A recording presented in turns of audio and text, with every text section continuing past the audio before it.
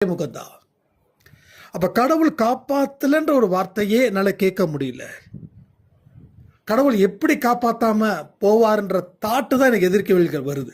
அப்ப எதிர்கேள்விகளை கேட்டா அவங்களுக்கு சரியா பதில் சொல்ல தெரியாது. அப்ப என்ன கேட்கணும்?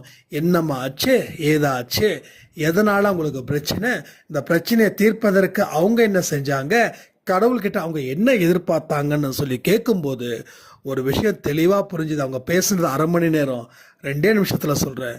இவங்க எதுவுமே செய்யலை. இவங்க கையை கட்டினாங்க. எந்த ஒரு விஷயத்தையுமே இவங்க ஹேண்டில் பண்ணலை.